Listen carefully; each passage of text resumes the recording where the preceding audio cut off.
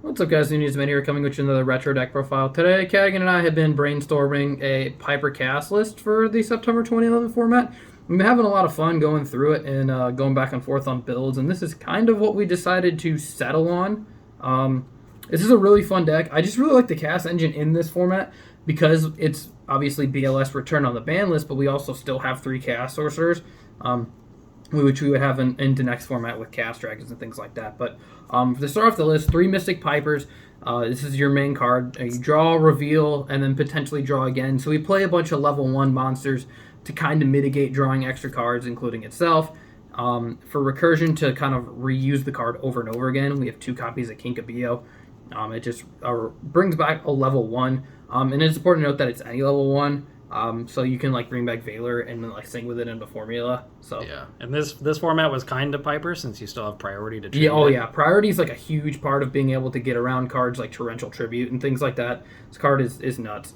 Probably the best just monster in the format. 2 copies of Thunder King. Again, Chaos deck. It's a light. It's big. We don't really search. We don't care too much about searching, so we're gonna shut that down. We're gonna shut down special summons. We're gonna kind of lock down the game. Until we can drop our big chaos monsters. And then again, you can use it to negate a summon. It gives you light in the graveyard, and your opponent loses out on a monster. Card that Cadigan started using, because I was using it in a different deck, Dimensional Alchemist is a really cool card. It allows you to get control over things that you want to banish, as opposed to Leviair target. So if you already have a good Leviair target, banished off of a cast monster or something like that, you could banish a BLS or a cast sorcerer that you've already used and use that to try and recur it. You just have to be careful with cards like Deep Prison and Caius, but it's a good way to recur those cards, and it's a great way to use a card and get it out of your graveyard for Monster Reborn. So if you're afraid of your opponent reborning your BLS or your Chaos Sorcerer is going to be really crippling to your play, you can use that you could banish it out of your graveyard, because what if I draw Reborn before they do, and then it's a race to an unsearchable one of, and you don't want to worry about that, so you can kind of recur it off of this. So yeah, and this card is good in this deck because you don't really mill a lot, so you don't have a very full graveyard. So sometimes recycling those cards and putting a light in the graveyard is very good. Yeah, but again, we contribute to get our lights in the graveyard, which is kind of nice. I've elected to go with 2 copies of Cyber Dragon. Just having a big monster is really nice. Being able to put monsters on board, being able to chew up Thunder King, to free up space for your Chaos monsters is important. So that's why I like the Cyber Dragons, is to be able to chew up that Thunder King, because Thunder King is really relevant in this format. It gives you a lot of relevant play if your only play that turn is to just summon Piper Pass too. Yeah, to put a body on the board, so you're not leaving yourself super exposed. We do play a lot of cards to mitigate that potentially happening. We have of course the Tour Guide engine. It's a Chaos deck. This is our Dark. Rank 3s are really good. We play multiple copies of Leviair because it's so good in this deck. And then of course the Sangan to go with it. This is kind of the staple of the format. Obligatory search the boy. Yeah, the search the Tour Guide. We have a lot of good cards that we can search off of Sangan. 1 copy Glow Up Bulb. Again, it's a 1-for-1 target. That's a tuner. It's reusable. It is absolutely insane if you have this in Chaos Sorcerer, the ability to banish a monster and then summon this, and then be able to go into a 7, which we'll even get to later. This card is good. It's not a card that you need to have in your graveyard. You don't need to I need to find a way to mill this, because we don't play Foolish Burial or anything like that. So I don't think we're playing Foolish Burial. Not in this one. Not in this one. We went back and forth on it, but we decided not to go with it. If you opt to play Treeborn and go more Monarch oriented, absolutely play Foolish. You'll get a lot of value out of it. But when your only good Foolish target in this deck is Glow Up Bulb or fixing a Chaos ratio, it's not worth it. Yeah. So then we have a lot of boss monsters that we want to use to win the game. BLS, it's the best card in the deck. And then obviously the 3 Chaos Sorcerers.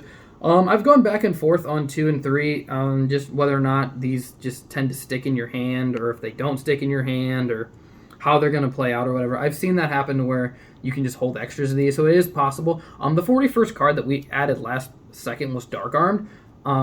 So if you wanted to go down to 40 and you just wanted to drop a Chaos Sorcerer, I wouldn't blame you. It's something to consider. But the 3 Sorks and the 1 Dad. And then we also have 1 Caius.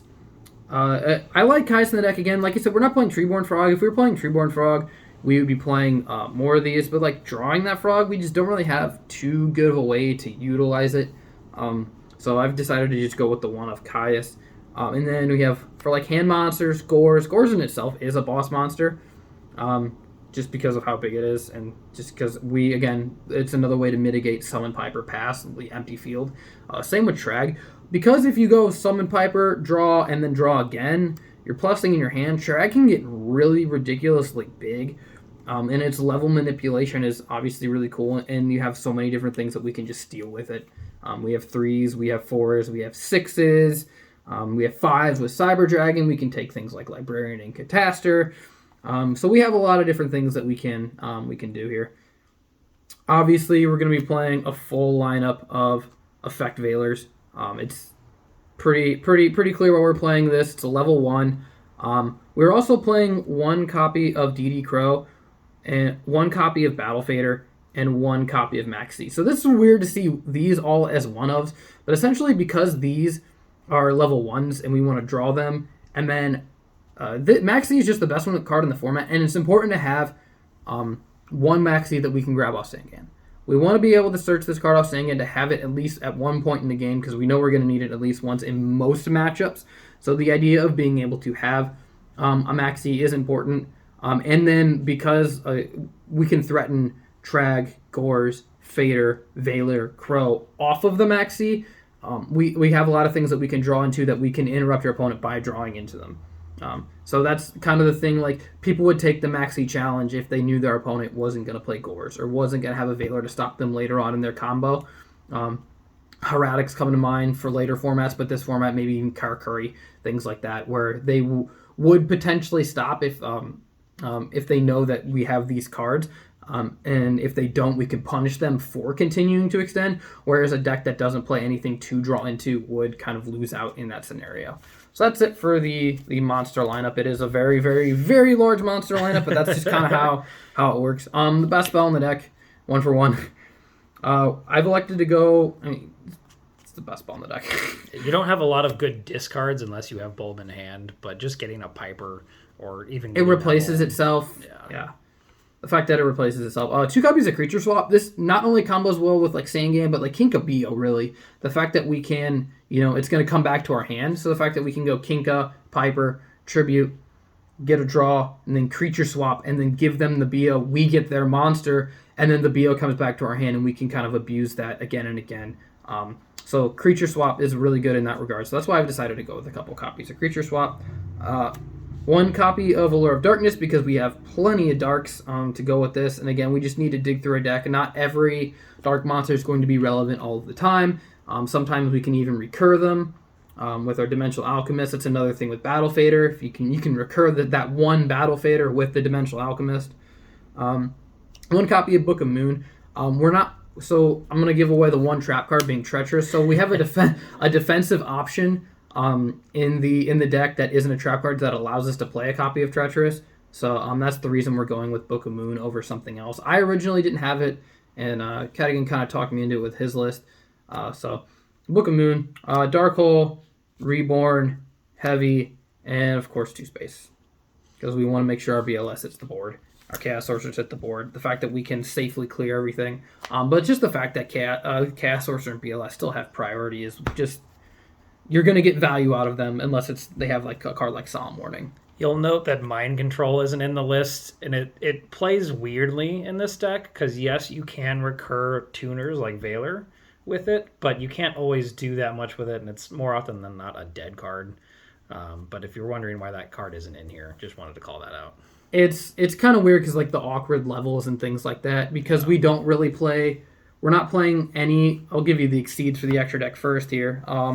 We're not playing any rank 4s or 5s, so this is it for the rank for the exceeds here.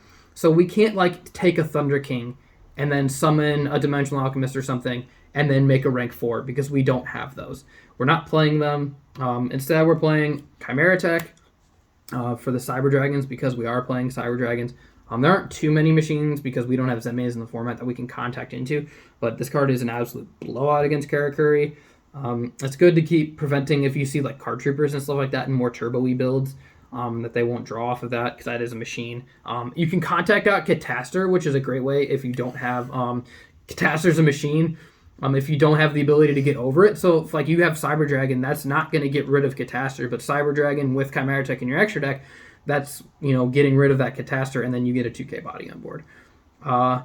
Formula, again, we can use this, draw cards. Again, you can contact out your opponent. You can, if you go Cyber Dragon, you can force them to use their formula early if they're like trying to save it for a Black Rose.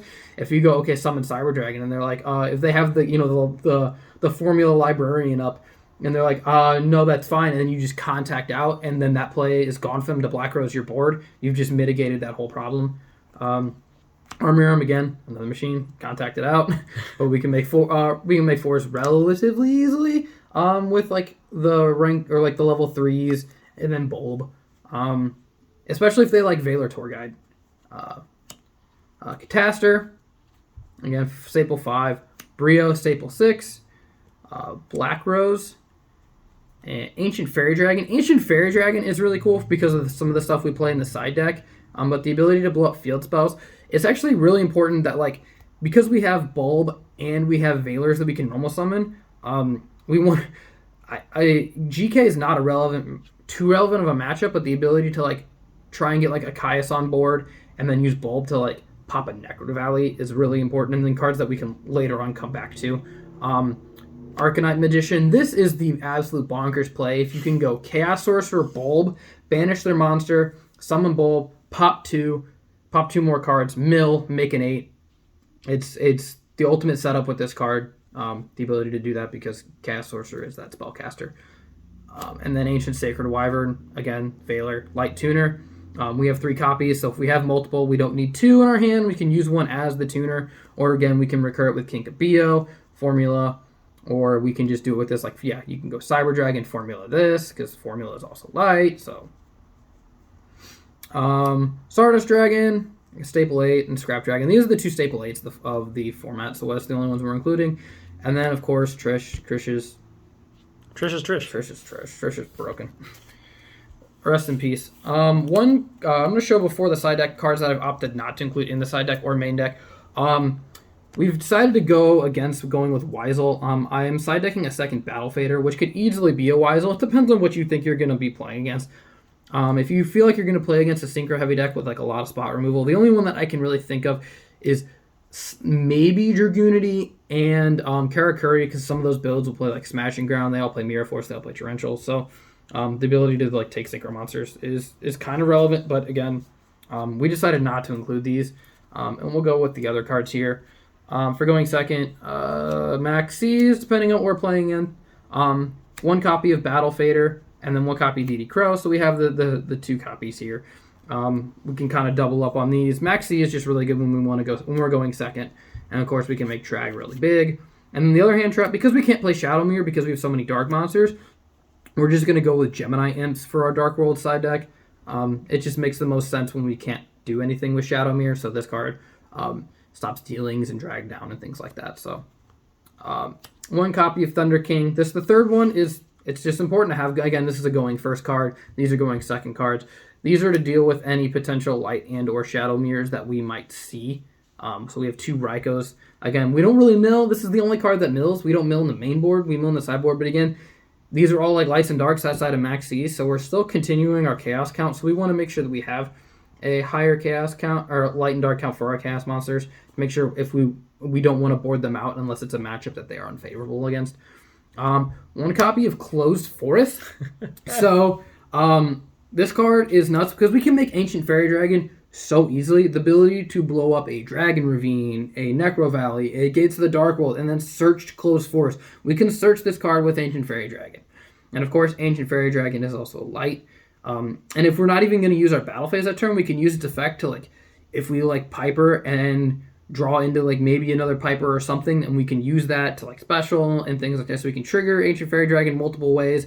We can get 1,000 life points. It's just, I like Closed Forest. I like the idea, if a deck can super easily make it. And again, Necro Valley really prevents this deck from playing. It's a niche scenario. It's a one of that's searchable, so why not include it? 2 copies of Leeching the Light. Again, we can't play Light Mirror because we have so many light monsters, so we're going to play our Leeching the Light. The third MST, and then 2 copies of Royal Decree. I was playing 3, and then I decided to go. I was like, Closed Forest is actually be really cool in this deck, so I decided to take out one of the Royal Decrees. It might be a little overkill, with the third space or whatever, with having 3 decrees with 3 spaces and heavy. So I didn't feel it was necessary to maybe even go all out on 3 unless we're expecting like chain burn and things like that. But I don't think that deck is like, TGs like crazy. Yeah, TGs is another one where like this deck is really good. But even again, like our cast monsters are bigger than their monsters. And we can banish them. Yeah, I mean, not that they have skill drain. Well, that's true. But we can banish the TGs when they don't have skill drain up. So we don't have to worry about them searching too much, because like if they just have like a Rush Rhino and they're expecting, because their monster count is so incredibly low, the fact that we can just go Chaos Sorcerer, banish that Werewolf instead of running it over, and they can't search is really relevant. So that's kind of the list that we were going with.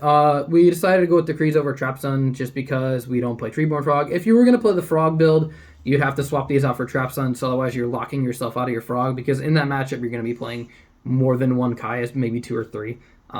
So that's kind of the reason we went with Decrees here. But if you want to go with the Frog build, these should probably be Trap Stuns. But that's it. Should be a couple duels in the description. Be sure to like and subscribe for more retro format content. Thanks for watching, guys.